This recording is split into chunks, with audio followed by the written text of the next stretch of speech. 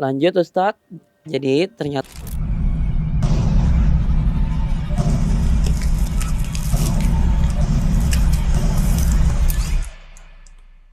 Nah, jadi film ini ternyata ya, film Pengabdi Setan ini mendapatkan apresiasi yang bagus di luar negeri ya.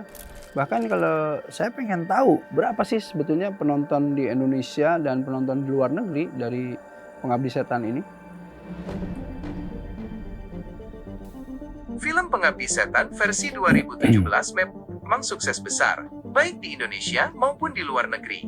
Di Indonesia, film ini meraih lebih dari 4,2 juta penonton. Film ini juga ditayangkan di 42 negara dan menjadi film Indonesia terlaris di Malaysia. Sayangnya, saya tidak punya data jumlah penonton di luar negeri secara keseluruhan. Apakah Anda ingin saya carikan informasi lebih detail tentang penayangan Pengabdi Setan di negara tertentu?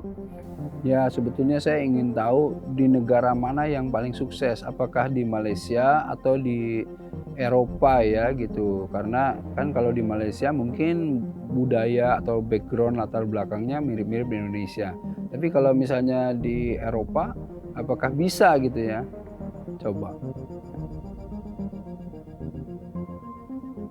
Film Pengabdi Setan versi 2017 memang sukses besar di Malaysia, bahkan menjadi film Indonesia terlaris sepanjang masa di sana.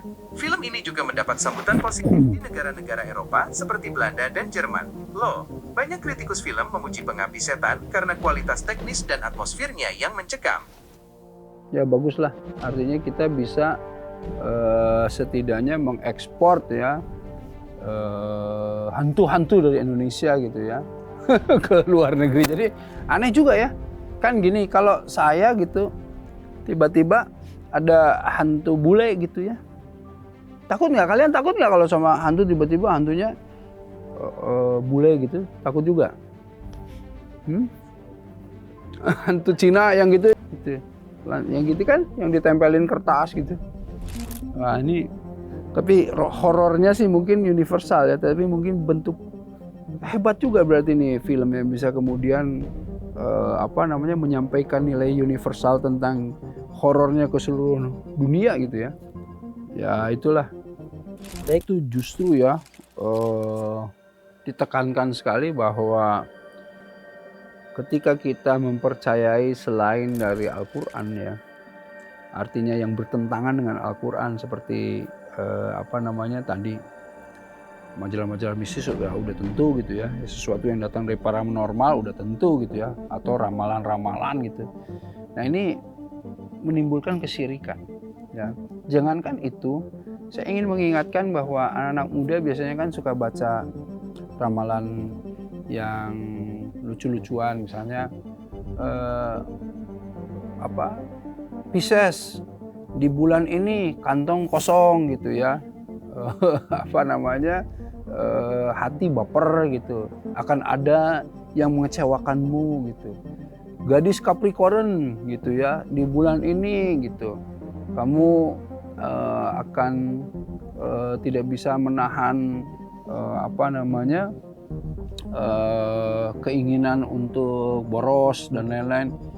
Ini nih hal-hal yang lucu-lucuan, tapi ketika kemudian ada sedikit saja percaya terhadap itu timbul kesyirikan gitu. Nah ini yang paling berbahaya ya dari membaca ramalan-ramalan bintang gitu ya. Lebih dari itu semuanya kepada sesuatu hal yang gaib yang kemudian tidak ada landasan dilarang dalam agama. Kan kalau berdasarkan ilmiah berbeda, misalnya gini, kita lihat mendung nih. Dalam ilmunya sains gitu, kalau udah awan mendung tidak lama lagi prediksinya akan hujan. Nah itu bukan ramalan, tetapi itu adalah sebuah prediksi ilmiah gitu. Ada langkah-langkah ilmiahnya. Kalau yang kemudian dari sesuatu yang gaib gitu, kayak misalnya nih kamu pegang kalung ini insya Allah nanti akan membawa rezeki, itu udah muncul kesyirikan. Nah itu sangat dilarang di dalam agama. Ya artinya gini, artinya memang di sini sebetulnya juga cukup kontroversi ya, karena yang namanya setan itu paling tidak suka ya kalau misalnya mendengarkan ayat-ayat Allah ya, doa-doa dari Quran dan lain-lain. Itu paling nggak suka gitu. Ya setan itu kan sebetulnya denger azan aja dia lari gitu. Makanya lari gitu, terbirit-birit gitu. Jadi sebetulnya itu yang terjadi. Yang ada di dalam sholat itu hanya namanya jin korin atau misalnya korin kita yang kemudian mengganggu sholat atau membuat kita tidak fokus gitu ya. Nah itu yang terjadi. Jadi kalau misalnya tadi digambarkan bahwa sholat kemudian muncul ini, ya namanya juga film horor pasti lebay lah gitu. Jadi artinya segala sesuatu yang ditampilkan ya didramatisir, dilebay-lebaykan. Kadang memang ya pembuat film ini juga menabrak logika-logika tadi gitu. Jadi kalau misalnya mungkin sutradara juga tahu gitu ya bahwa setelah sholat nggak mungkin lah kemudian ada jin yang kemudian deket-deket dia, karena kan ketika sholat saja para malaikat berkumpul gitu. Nah, tetapi ini dimunculkan gitu supaya apa? Supaya ya namanya juga lebay tadi gitu, supaya orang tuh tapi hati-hatinya gini, saya tuh nggak sukanya gini loh ya. Ini sutradara ini udah bagus nih, Pengabdi Setan, filmnya film setan gitu ya. Bukan pakai drama pakai diksi-diksi religi gitu. Tapi yang saya nggak suka tuh gini, janganlah mengganggu kesucian sholat gitu loh. Ya sholat aja gitu. Jangan tiba-tiba lagi sholat kemudian muncullah tiba-tiba jinnya apa dan lain-lain. Itu kan ngeganggu kesucian sholat gitu. Jadi kamu mau menanggung itu gitu. Jadi orang nonton film ini tiba-tiba saya nggak mau sholat, mau tuh nanggung gitu kan. Ini dosa jariah tuh, bahaya tuh gitu. Padahal kalau misalnya membuat film ini dengan tujuan bahwa orang-orang lihat film saya dong supaya apa? Supaya nanti kamu jadi rajin sholat, jadi kamu tuh dekat sama agama, jangan sampai jadi pengabdi setan. Ya itu poin yang ingin dideliver gitu. Seharusnya itu jinnya, hantunya dan lain-lain yang kemudian membuat orang itu jadi takut sholat. Apalagi ada orang yang nggak suka gitu, ada orang yang kemudian merasa bahwa kamu nih merendahkan sholat dan lain-lain. Jadi masalah lagi kan gitu. Coba Ciniti, benarkah ini Pengabdi Setan dapat Piala Citra yang banyak nih? Kategorinya apa aja tuh?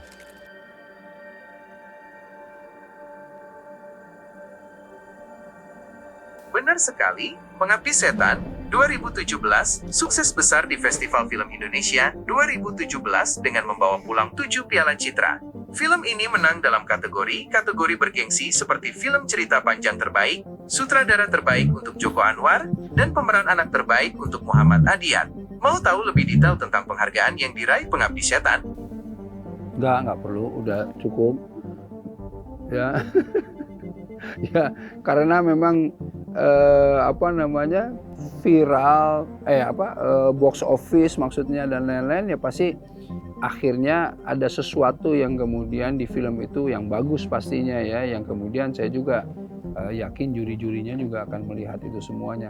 Tetapi pada saat itu apakah ada film horor atau film setan yang kemudian hampir sama ditayangkan pada saat itu dan kemudian berhasil juga? Ya, tentu saja. Ada beberapa film horor Indonesia yang dirilis berdekatan dengan Pengabdi Setan dan mencuri perhatian. Misalnya, film Danur yang dibintangi Prilly Latuconsina, film Jai Langkung, dan film horor psikologis berjudul Pintu Terlarang. Semuanya punya daya tarik tersendiri dan berhasil menakuti penonton dengan cara yang unik. Ya. Jadi memang dia berhasil memenangkan di antara banyak film horor pada saat itu. Saya kira kalau cuma satu-satunya film horor ya menangnya juga menang biasa aja ya, enggak kan? Jadi ternyata memang ini dari beberapa film horor ya. Nah ini kalau kita lihat film horor yang dibuat memang dengan dasar judulnya horor dan memang tujuannya untuk kemudian membuat drama horor yang menteror penonton, tapi saya berharap memang tentu harus terus ada pelajaran atau ibroh ya di balik itu semua tuh apa yang bisa dibawa sama masyarakat, dibawa pulang agar supaya menjadi pelajaran yang penting di dalam kehidupan ini gitu. Oke, baik Ustadz. Kalahnya kalah gimana? Kalah meninggal Ustadz. Meninggalnya berantem atau apa? Tiba-tiba diserang, ngelawan gitu. Ngelawan apa? Arwah, Oh, arwah ibunya. Oh, arwah ibunya. Oh, saya nggak paham ya, saya nggak lihat ya. Tapi ini gini aja, jangankan ustadz, kalian aja gitu. Sekarang berantem sama yang namanya ruh gitu. Kira-kira ruh bisa apa sih? Nah itu dia, kan hanya bisa misalnya menampakkan diri, nakut-nakutin dan lain-lain. Karena namanya juga ruh. Kalau ruh itu, ya dia ini kan jasad gitu.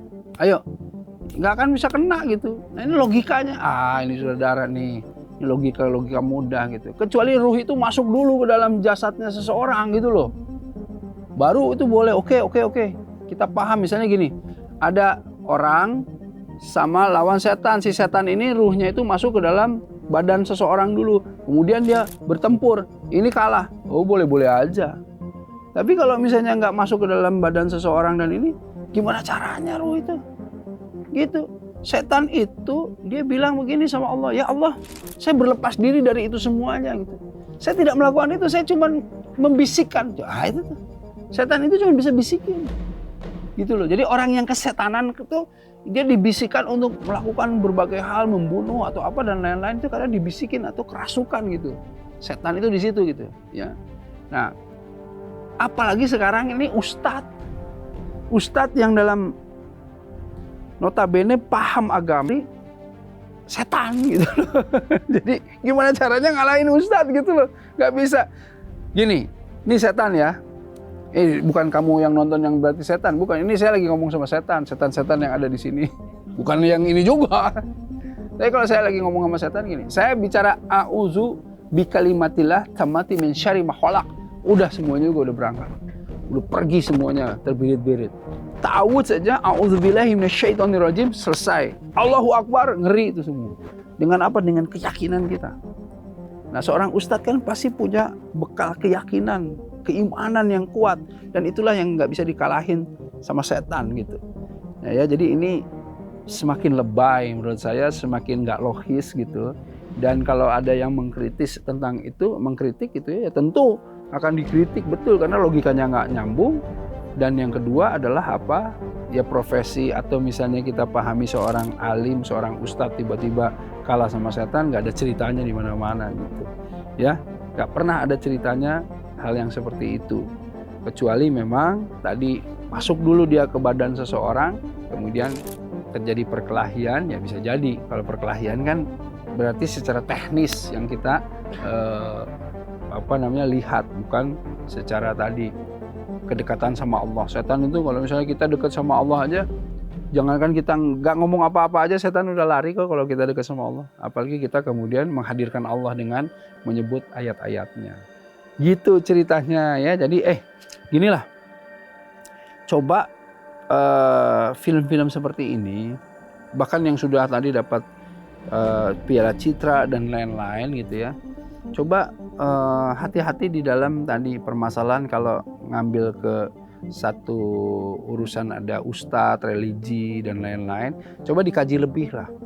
Sebaiknya ada mengangkat satu orang ahli di dalam agama yang kemudian bisa memberikan pandangan terhadap antum itu sutradara, agar supaya jangan blunder kayak tadi gitu ya. Selebihnya kan udah oke, udah ahli ya, apalagi seorang sutradara yang dapat Piala Citra yang banyak, yang kemudian di 42 negara dan lain-lain. Nah, udahlah, itu sih udah dahsyat lah antum dalam hal seperti itu. Tapi coba minta masukan kepada ahli agama agar supaya jangan kemudian kalau dari pandangan sudut pandang agama, kok begitu aja nggak paham gitu loh ya. Masa sih gitu aja nggak paham. Nah, jangan seperti itu ya, supaya apa? Supaya lebih berkualitas lagi film-filmnya. Silahkan berkarya terus, tapi ingat jangan blunder dengan hanya permasalahan seperti itu jadi kemudian direndahkan oleh orang ya. Itu aja.